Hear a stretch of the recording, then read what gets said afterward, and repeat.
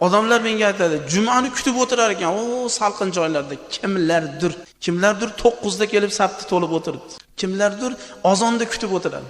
Niyat qiling, u juma o'qib olsa bo'ldi. Sizning niyatingiz Qur'on eshitasiz, amr ma'ruf eshitasiz, istig'for aytasiz, salovat aytasiz, gunohni to'kasiz. Maqsad shu. U shaxsning niyati jumani o'qib olsa bo'ldi, shu bo'ldi, eplab olsa bo'ldi.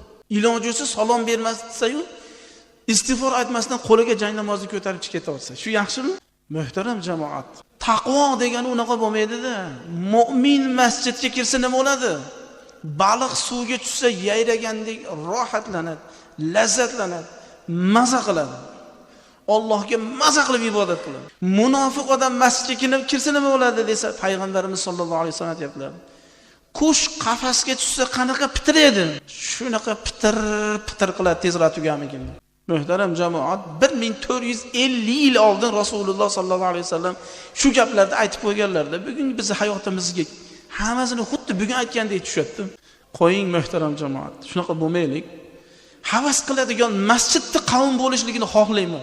Tashqaridan mehmon kelsa, bu Devonovoy masjidini qavmi shunaqa muhabbatli ekanki, shu duo tugasa ham o'rnidan turmas ekan degan muhabbat nafaqat xalq oldida, butun farishtalarning ichida olqishlanadigan qavm bo'lsak, qani muhtaram jamoat.